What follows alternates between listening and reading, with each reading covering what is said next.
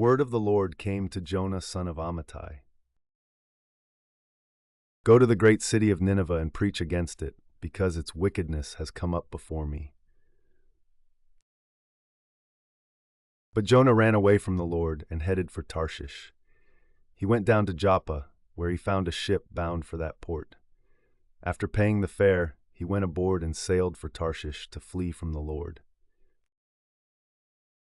Then the Lord sent a great wind on the sea, and such a violent storm arose that the ship threatened to break up.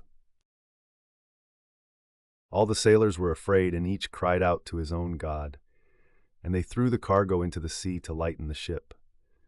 But Jonah had gone below deck, where he lay down and fell into a deep sleep. The captain went to him and said, "How can you sleep? Get up and call on your God. Maybe he will take notice of us so that we will not perish."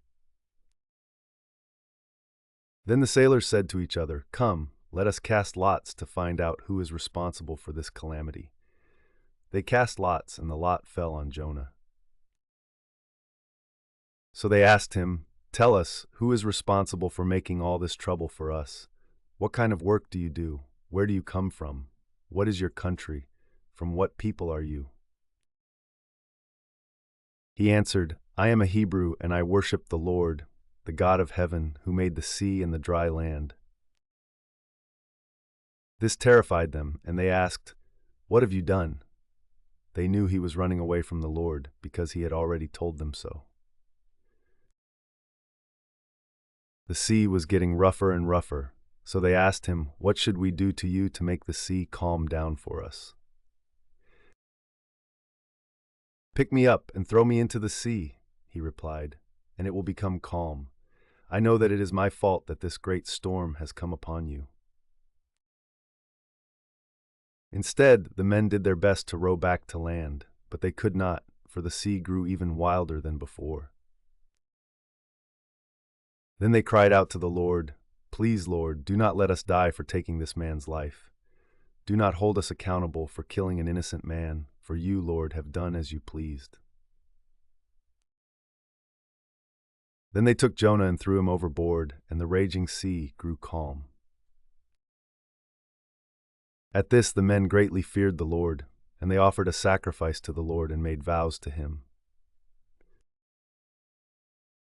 Now the Lord provided a huge fish to swallow Jonah, and Jonah was in the belly of the fish 3 days and 3 nights. From inside the fish, Jonah prayed to the Lord his God. He said, "In my distress I called to the Lord, and he answered me. From deep in the realm of the dead I called for help, and you listened to my cry. You hurled me into the depths, into the very heart of the seas, and the currents swirled about me. All your waves and breakers swept over me. I said, I have been banished from your sight, yet I will look again toward your holy temple." The engulfing waters threatened me, the deep surrounded me, seaweed was wrapped around my head. To the roots of the mountains I sank down, the earth beneath barred me in forever. But you, Lord my God, brought my life up from the pit. When my life was ebbing away, I remembered you, Lord, and my prayer rose to you, to your holy temple. Those who cling to worthless idols turn away from God's love for them. But I, with shouts of grateful praise, will sacrifice to you. What I have vowed I will make good. I will say salvation comes from the Lord. And the Lord commanded the fish, and it vomited Jonah onto dry land. Then the word of the Lord came to Jonah a second time. Go to the great city of Nineveh and proclaim to it the message I give you. Jonah obeyed the word of the Lord and went to Nineveh. Now Nineveh was a very large city. It took 3 days to go through it. Jonah began by going a day's journey into the city, proclaiming, 40 more days and Nineveh will be overthrown. The Ninevites believed God. A fast was proclaimed, and all of them, from the greatest to the least, put on sackcloth. When Jonah's warning reached the king of Nineveh, he rose from his throne, took off his royal robes, covered himself with sackcloth, and sat down in the dust. This is the proclamation he issued in Nineveh, by the decree of the king and his nobles. Do not let people or animals, herds or flocks, taste anything. Do not let them eat or drink. But let people and animals be covered with sackcloth. Let everyone call urgently on God. Let them give up their evil ways and their violence. Who knows? God may yet relent and with compassion turn from his fierce anger so that we will not perish. When God saw what they did and how they turned from their evil ways, he relented and did not bring on them the destruction he had threatened. But to Jonah this seemed very wrong, and he became angry. He prayed to the Lord, "Isn't this what I said, Lord, when I was still at home? That is what I tried to forestall by fleeing to Tarshish.